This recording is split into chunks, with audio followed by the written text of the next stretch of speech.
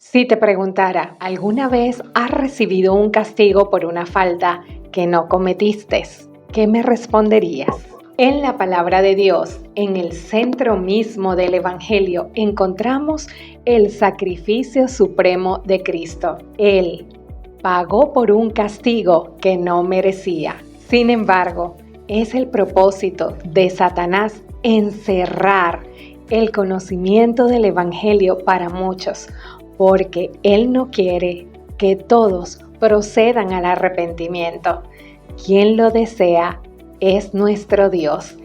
Es necesario que tú y yo podamos tomar tiempo para descubrir a través de la Biblia y de este ejemplar, el plan de Dios, su mayor regalo, que nos guía a textos de la Biblia para comprender el sacrificio supremo de Cristo Jesús. En este estudio veremos la cruz de Cristo como un espectáculo judío. Además, nos sorprenderemos del desprendimiento del amor ágape de Jesús y lo que estuvo dispuesto a renunciar para venir a morir por ti y por mí. Ven, acompáñame a descubrir a la luz de la palabra de Dios todo lo que ella nos menciona acerca de el amor supremo, ese sacrificio que Jesús hizo por ti y por mí. Lo primero que debemos ver es que el pecado no es perdonable. La Biblia enseña que Dios perdona el pecado cargándolo. Éxodo 34 del 6 al 7.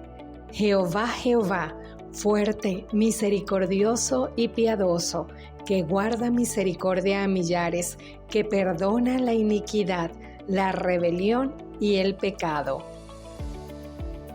Harás unas varas de madera de acacia, las cuales cubrirás de oro, y meterás las varas por los anillos a los lados del arca, para llevar o cargar Nazá, el arca con ellas.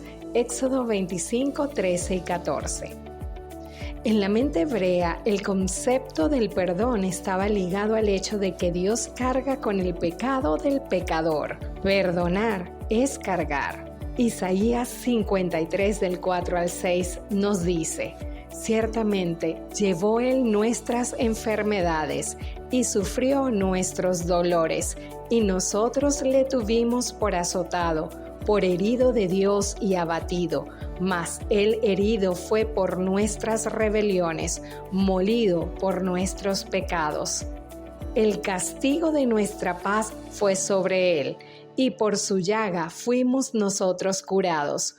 Todos nosotros nos descarriamos como ovejas, cada cual se apartó por su camino, mas Jehová cargó en Él el pecado de todos nosotros. Cristo nos amó y entregó su vida por nosotros, pecadores sin esperanza.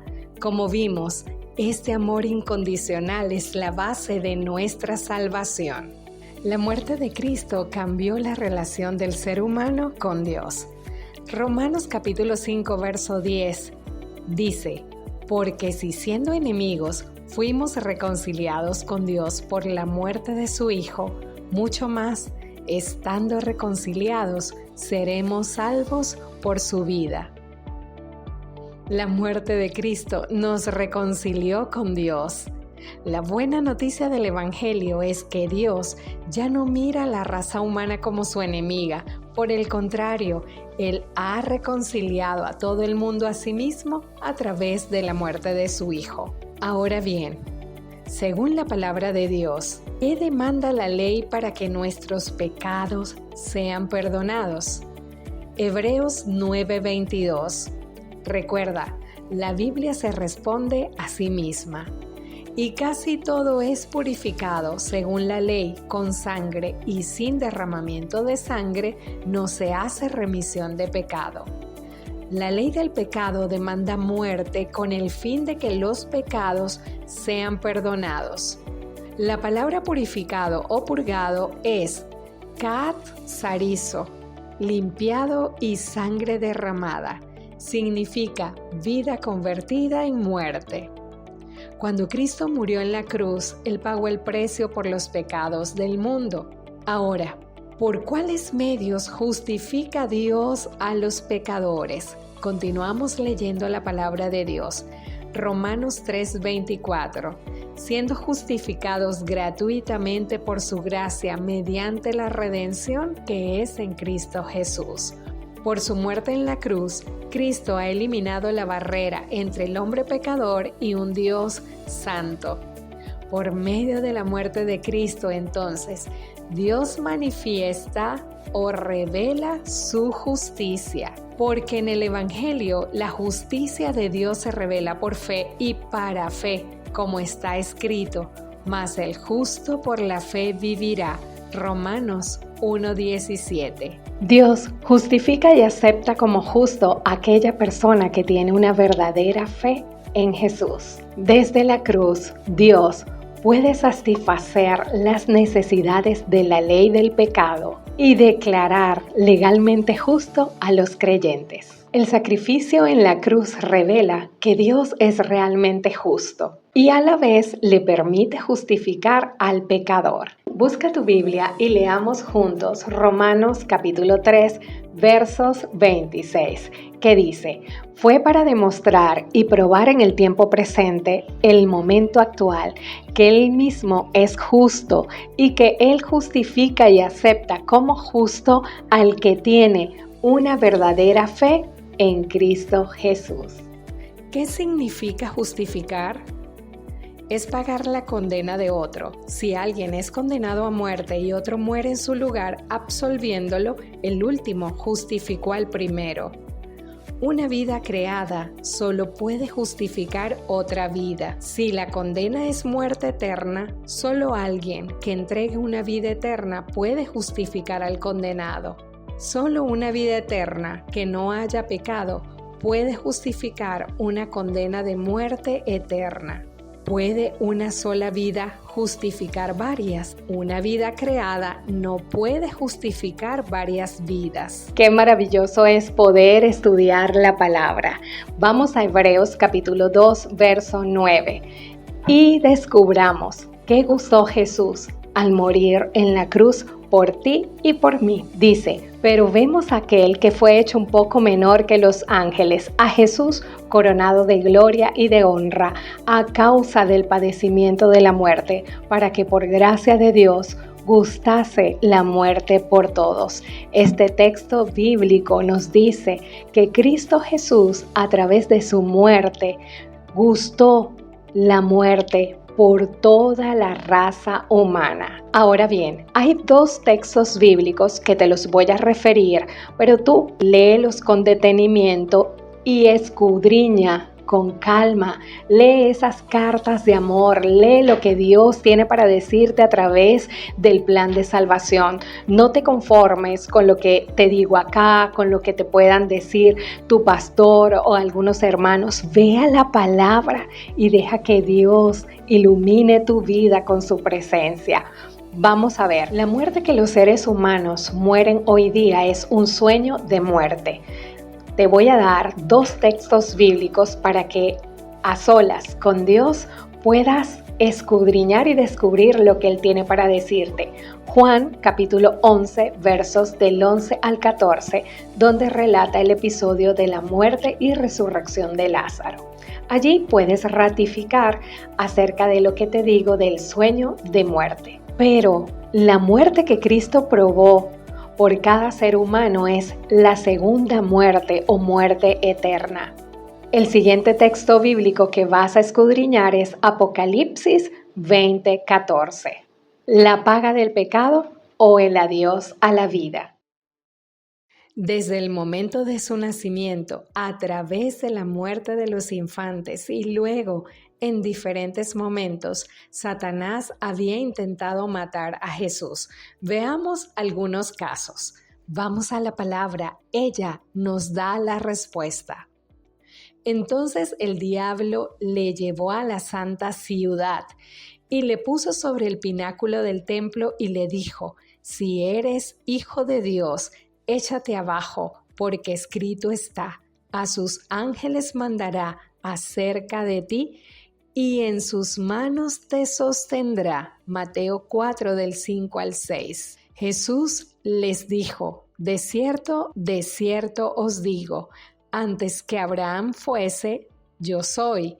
Tomaron entonces piedras para arrojárselas, pero Jesús se escondió y salió del templo, y atravesando por en medio de ellos, se fue. Juan 8, 58 y 59. En todas las ocasiones, los judíos no pudieron prender a Jesús debido a que no había llegado su hora. Entonces, dice la palabra, procuraban prenderle, pero ninguno le echó mano, porque aún no había llegado su hora. Estas palabras habló Jesús en el lugar de las ofrendas, enseñando en el templo, y nadie le prendió porque aún no había llegado su hora. Juan 7, 30 y capítulo 8, 20. En el Getsemaní, Jesús declaró: ahora es la hora. Habiendo estado con vosotros cada día en el templo, no extendisteis la mano contra mí, mas esta es vuestra hora y la potestad de las tinieblas. Lucas 22, 53. Daniel capítulo 9 versos 26 había señalado: y después de las 72 semanas se quitará la vida al Mesías, mas no por sí. Aquí te presento una gráfica de las 70 semanas de Daniel, capítulo 9, versos 24 y 27. Puedes detener el video en este punto y visualizar cada una de las etapas de estas 70 semanas. En el Getsemaní, Jesús oró. Yendo un poco adelante, se postró sobre su rostro, orando y diciendo: Padre mío, si es posible, pasa de mí esta copa, pero no sea como yo quiero, sino como tú. Mateo 26, 39. 3 veces oró Jesús al Padre que pasara de él esa copa. ¿A cuál copa se refería Cristo?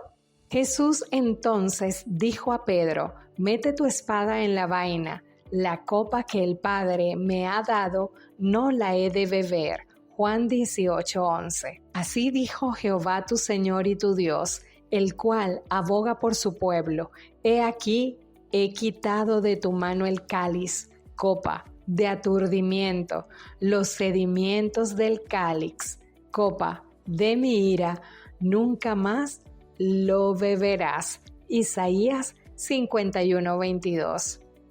Y el tercer ángel los siguió diciendo a gran voz: si alguno adora a la bestia y a su imagen y recibe la marca en su frente o en su mano, él también beberá del vino de la ira de Dios, que ha sido vaciado puro en el cáliz, copa de su ira. Apocalipsis 14 del 9 al 10.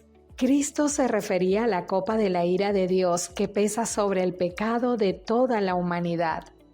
Con fieras tentaciones, Satanás torturaba el corazón de Jesús. El Salvador no podía ver a través de los portales de la tumba. La esperanza no le presentaba su salida del sepulcro como vencedor, ni le hablaba de la aceptación de su sacrificio por el Padre. Temía que el pecado fuese tan ofensivo para Dios que su separación resultase eterna. Sintió la angustia que el pecador sentirá cuando la misericordia no interceda más por la raza culpable. El sentido del pecado que atraía la ira del Padre sobre él como sustituto del hombre fue lo que hizo tan amarga la copa que bebía el Hijo de Dios y quebró su corazón. El deseado de todas las gentes, página 702. Los judíos le hicieron la solicitud a Pilato de que debían crucificar a Jesús. Vamos a analizar esta solicitud a la luz de la palabra. Leamos juntos Juan capítulo 19 versos del 5 al 7. Y salió Jesús llevando la corona de espinas y el manto de púrpura.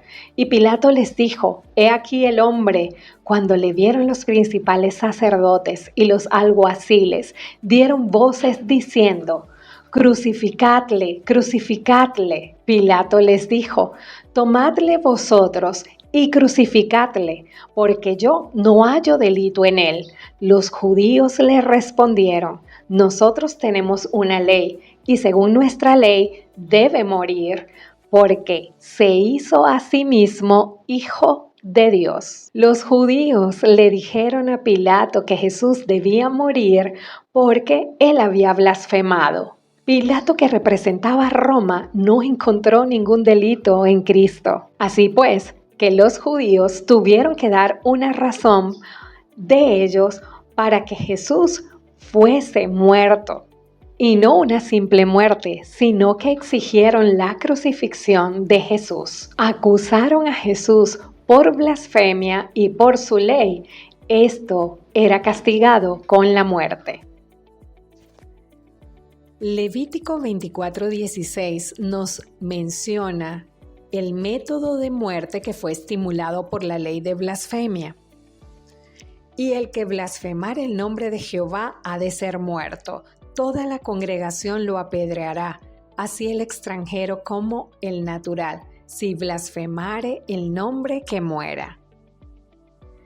La ley contra el pecado de blasfemia exigía muerte por apedreamiento. Esto lo conocían bien los judíos en tiempo de Cristo. Veamos lo que nos dice el libro de Juan capítulo 10. Leamos primero el verso 30 y 31. Yo y el Padre uno somos. Entonces los judíos volvieron a tomar piedras para apedrearle. Le respondieron los judíos diciendo, por buena obra no te apedreamos, sino por la blasfemia, porque tú, siendo hombre, te haces Dios. Juan capítulo 10, versos 33. Sin embargo, los judíos le dijeron a Pilato que Jesús debía morir crucificado porque había blasfemado. En Deuteronomio capítulo 21, versos 22 y 23, nos dice, ¿por qué entonces la exigencia de los judíos de que Cristo fuese crucificado? Si alguno hubiere cometido algún crimen digno de muerte y lo hiciereis morir y lo colgareis en un madero, no dejaréis que su cuerpo pase la noche sobre el madero. Sin falta lo enterrarás el mismo día, porque maldito por Dios es el colgado, y no contaminarás tu tierra, que Jehová tu Dios te da por heredad. Para los judíos, colgar de un madero era recibir la maldición de Dios.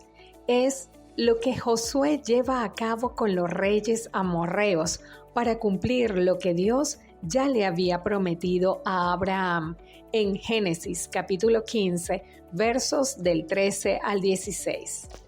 Muchos se preguntan, ¿por qué Dios mandó a borrar de la memoria a Amalek? ¿No se dan cuenta que por 400 años Dios le había dado a los cananeos su gracia y su misericordia para que se volvieran a Él y se arrepintieran? Y no lo hicieron.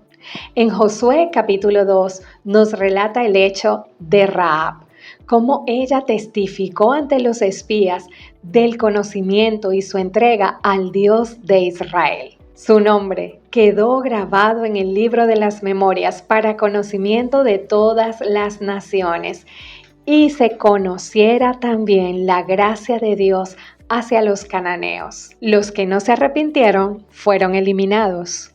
Y en el siguiente texto de Josué capítulo 10 que vamos a leer, se relata la historia de cómo los 5 reyes cananeos fueron crucificados. En el siguiente texto de Josué capítulo 10 se nos relata el hecho de que 5 reyes fueron colgados en madero. Entonces dijo Josué, abrid la entrada de la cueva y sacad de ella a esos 5 reyes. Y después de esto, Josué los hirió y los mató y los hizo colgar en 5 maderos y quedaron colgados en los maderos hasta caer la noche. Josué capítulo 10 versos 22-26. Josué crucificó en 5 maderos a los reyes amorreos para indicar que éstos recibían la maldición de Dios.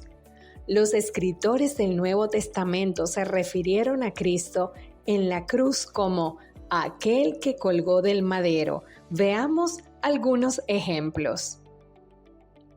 El Dios de nuestros padres levantó a Jesús, a quien vosotros matasteis colgándole en un madero. Hechos 5:30. Y el verso 39 dice: y nosotros somos testigos de todas las cosas que Jesús hizo en la tierra de Judea y en Jerusalén, a quien mataron colgándole en un madero. Y el verso 29 del capítulo 13 de Hechos: y habiendo cumplido todas las cosas que de él estaban escritas, quitándolo del madero, lo pusieron en el sepulcro. Colgar en un madero para los judíos representaba la maldición de Dios, o la muerte sin esperanza y sin resurrección. En Juan capítulo 2, versos del 19 al 22 declara que Jesús había predicho su resurrección. Los judíos querían asegurarse de que Jesús recibiera toda la maldición de Dios para que no resucitara. Y esa es la razón por la que exigieron su crucifixión. Gálatas capítulo 3, verso 10 nos menciona: ¿bajo qué están todos aquellos que desobedecen la ley? Leamos: porque todos los que dependen de las obras de la ley están bajo maldición, pues escrito está: maldito todo aquel que no permaneciere en todas las cosas escritas en el libro de la ley para hacerlas. La maldición de la ley es el adiós a la vida para siempre, la muerte eterna. Este es el salario del pecado que merece cada uno de nosotros como pecadores. Muchos usan este verso para decir que los que obedecen la ley están bajo maldición, pero lo que el texto dice es todo lo contrario. Los que no obedecen la ley están bajo maldición. Esta es la realidad de todos los seres humanos. Todos hemos desobedecido y nos encontramos en maldición. Salmo 119:1 declara que son dichosos o bienaventurados los que andan en la ley del Señor, y Apocalipsis 22:14 dice que son bienaventurados los que guardan los mandamientos. Gálatas capítulo 3 verso 13 nos menciona cómo Cristo nos redimió de esta maldición de la ley. Cristo nos redimió de la maldición de la ley, hecho por nosotros maldición, porque está escrito: maldito todo aquel que es colgado en un madero. Al ocupar nuestro lugar, Cristo toma para sí la maldición de la ley que recae sobre cada ser humano. Cristo estaba dispuesto a morir para siempre para que nosotros pudiésemos vivir en su lugar. Ese es el supremo sacrificio que Dios demostró, el amor derramado de Dios por nosotros. Rumbo a la cruz, Jesús recibió toda clase de maltratos, torturas, castigos y vejaciones, pero no es el sufrimiento físico de Cristo lo que paga nuestra salvación. Los clavos, la corona de espinas, los azotes y el sufrimiento físico de Jesús no pagaron nuestra redención. Solo fueron el testimonio público que expuso el carácter homicida de Satanás. Leamos Colosenses 2:15. Y despojando a los principados y a las potestades, los exhibió públicamente, triunfando sobre ellos en la cruz. En la cruz, Cristo aún era Dios, y en Él estaba la fuente de la vida eterna. ¿Cómo se puede matar la vida? Es la acción de Dios a Jesús en la cruz y la disposición de Jesús a aceptar la voluntad de su Padre, lo que paga por nuestros pecados Y exactamente esto fue profetizado por Isaías. Leamos Isaías capítulo 53, verso 10. Con todo eso, Jehová quiso quebrantarlo, sujetándolo a padecimiento. Cuando haya puesto su vida en expiación por el pecado, verá linaje y vivirá por largos días, y la voluntad de Jehová será en su mano prosperada. El apóstol Pablo lo explica así: al que no conoció pecado por nosotros lo hizo pecado, para que nosotros fuésemos hechos justicia de Dios en él. Segunda de Corintios 5:21. En la cruz, Cristo no podía salvarse a sí mismo y la raza humana al mismo tiempo. Era o lo uno o lo otro.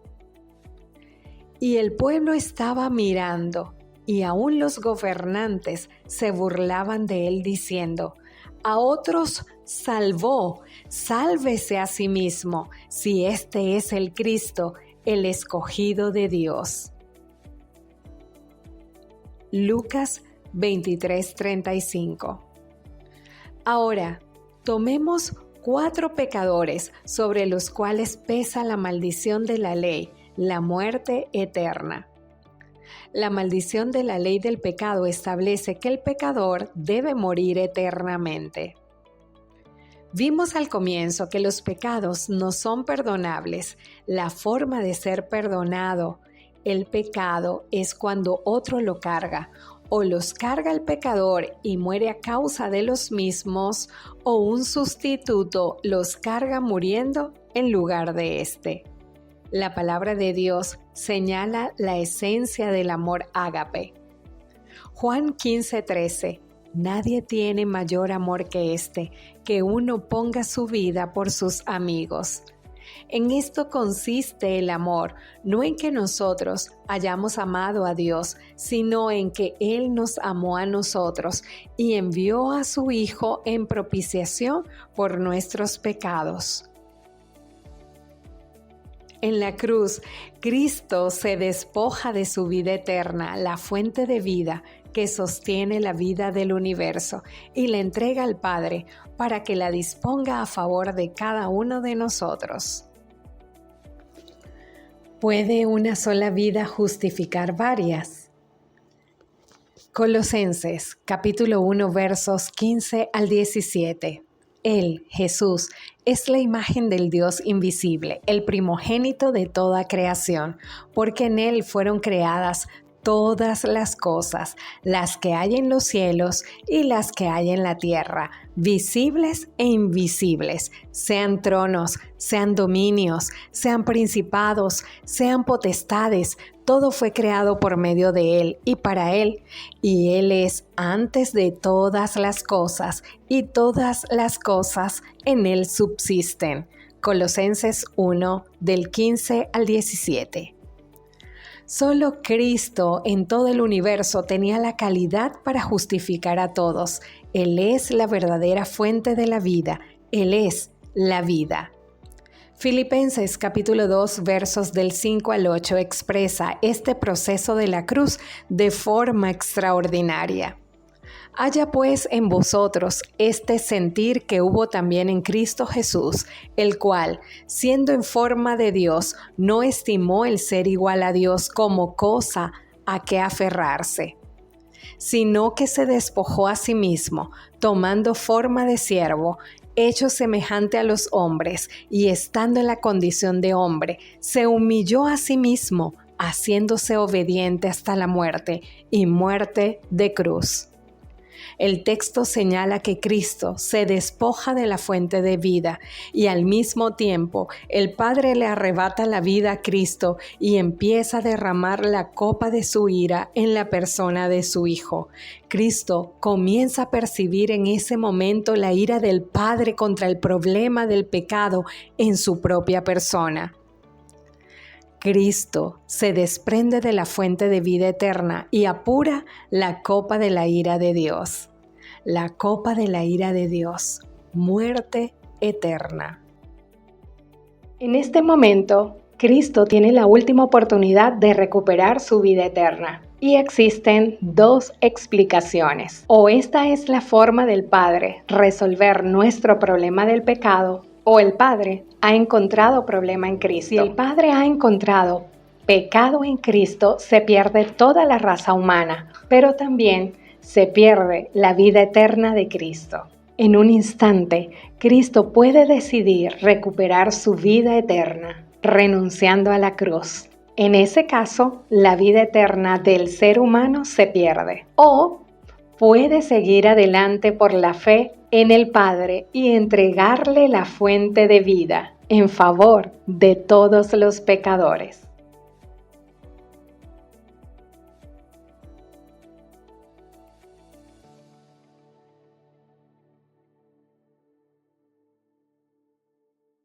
Cristo decide seguir adelante y experimentar la muerte eterna, diciéndole al Padre, sálvalos, al mismo tiempo que experimenta el desgarramiento de su corazón por la separación del Padre y emprender el camino hacia la muerte eterna, al apurar la copa de la ira de Dios. Cerca de la hora novena, Jesús clamó a gran voz diciendo, Elí, Elí, lama sabactani. Esto es, Dios mío, ¿por qué me has desamparado? Mateo 27:46.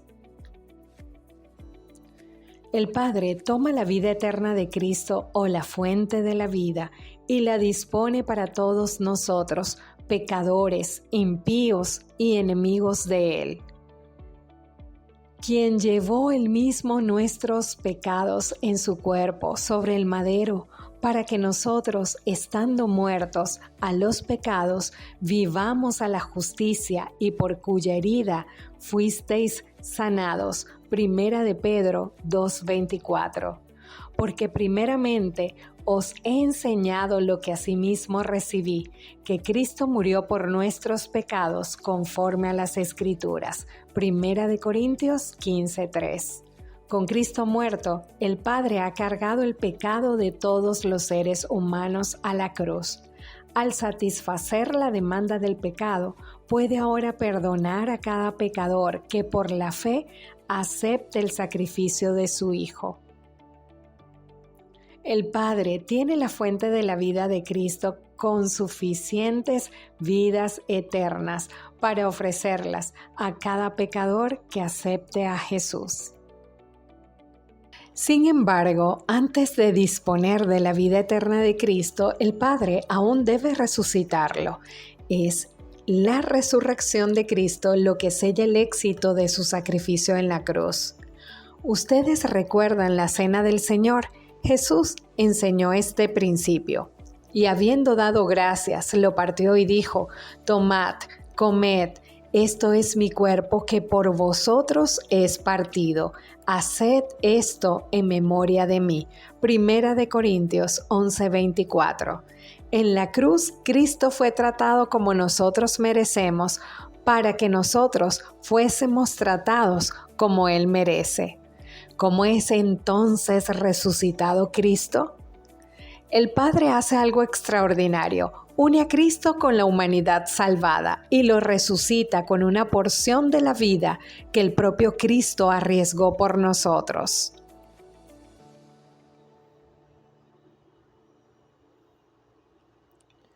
Por lo cual también su fe, la de Abraham, le fue contada por justicia.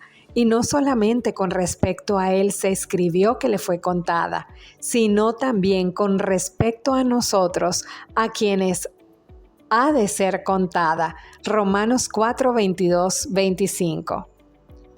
La Biblia presenta la resurrección de Cristo como el aval de nuestra justificación. Al creer en Cristo, somos justificados. La justificación de Cristo viene a ser nuestra justificación. Somos justificados por la fe en Cristo. Unida la Iglesia con Cristo, ambos se convierten en un solo cuerpo, ya que comparten una sola vida, la vida eterna que Cristo ha entregado en la cruz. En este cuerpo, Cristo es la cabeza. Efesios 5:23. porque el marido es cabeza de la mujer, así como Cristo es cabeza de la iglesia, la cual es su cuerpo y Él es su Salvador. Sino que siguiendo la verdad en amor, crezcamos en todo en aquel que es la cabeza, esto es Cristo, de quien todo el cuerpo, bien concertado y unido entre sí por las coyunturas que se ayudan mutuamente, cada miembro recibe su crecimiento para ir edificándose en amor.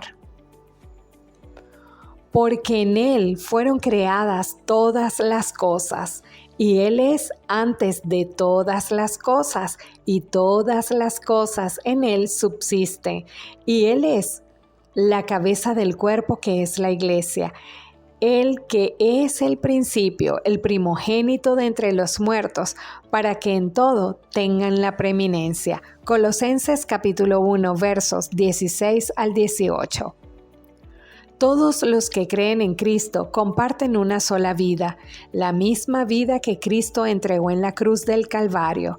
La Biblia llama a la iglesia el cuerpo de Cristo. El Padre quedó satisfecho con el sacrificio de Cristo y procedió a resucitarlo uniéndolo con la comunidad de salvados.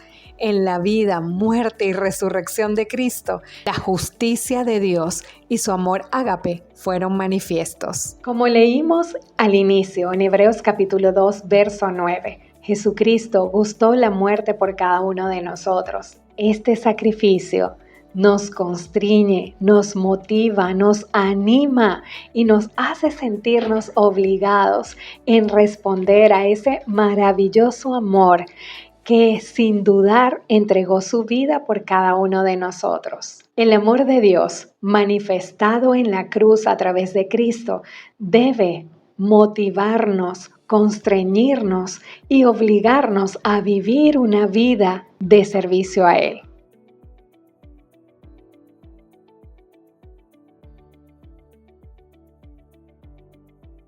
Primera de Juan, capítulo 3, verso 16, nos habla de lo que Cristo hizo para demostrar el amor desinteresado de Dios por cada uno de nosotros. Leamos juntos. En esto hemos conocido el amor, en que Él puso su vida por nosotros. También nosotros debemos poner nuestras vidas por nuestros hermanos. Por medio de la entrega de su vida, Cristo nos dio a conocer a cada uno de nosotros la esencia del amor ágape de Dios. Esta es la forma de la cruz de mostrar el amor desinteresado de Dios por nosotros. Por este supremo sacrificio, Cristo nos muestra a nosotros, pecadores, que Él nos amó mucho más que a sí mismo. Este es el verdadero amor ágape. Una noche, un operador de vías estaba esperando el último tren para activar los controles y poner el puente en posición horizontal. A lo lejos, vio las luces del tren y esperó hasta que estuviese a una distancia prudente para bajar los carriles del puente. Cuando advirtió la cercanía del tren, se dirigió a la cabina de control para descubrir, horrorizado, que los controles no funcionaban y que el seguro que sujetaba la unión entre los carriles se había malogrado. Solo podía activar la operación manual del puente. El operador abandonó la cabina de control y cruzó al otro lado del río donde había un interruptor para accionar una palanca manual, la cual sostenía los dos carriles del puente. Él bajaría la palanca y la mantendría en dicha posición con mucha fuerza hasta que el tren cruzase el puente. Fue entonces cuando escuchó un sonido que provenía muy cerca de la cabina de controles y que hizo que se le helara la sangre. «Papi, ¿dónde estás?», escuchó repetidas veces. Su hijo de tan solo 4 años de edad estaba cruzando el puente para buscarlo. Su primer impulso fue gritar, «¡Corre, corre!», pero se dio cuenta que las diminutas piernitas de su pequeño jamás podrían cruzar el puente antes de que el tren llegase. Ahora, solo podía salvar a su hijo o salvar los pasajeros, lo uno o lo otro. Salvar el hijo implicaba la muerte de los pasajeros. Salvar los pasajeros implicaba la muerte del hijo. El gran dilema del operador del puente para el paso de trenes y barcos: ¿la vida de su hijo o la vida de los pasajeros del tren? Hace 2000 años atrás, Dios, el Padre, decide entregar a Cristo Jesús en favor de la raza humana. No había otra alternativa, era Jesús o éramos los seres humanos. La cruz nos muestra el inmenso amor del Padre por cada uno de nosotros. Así, hemos concluido el repaso de la lección número 4 del Plan de Dios, su mayor regalo. Te invito a que puedas ir a la Biblia y puedas tomar tiempo para descubrir texto por texto el supremo amor de Dios por la humanidad, el inmenso amor de Cristo Jesús a través de su entrega. Tenemos una misión y es aprender, aplicar ese amor en nuestras vidas, vivir en servicio a nuestro Padre Celestial gracias a ese sacrificio inmerecido y poder decirle a otras personas: Cristo viene pronto, Él viene para darte salvación. Entrega tu vida a Él, conoce del plan de salvación, ven que yo te enseño. Así debemos decirle a cada persona que necesita escuchar el mensaje de salvación. Comienza primero por ti. Pídele al Espíritu Santo dirección y Él te va a llevar a donde tengas que ir a predicar. Que Dios te bendiga, que Dios te guarde y recuerda estudiar la Biblia y orar cada día.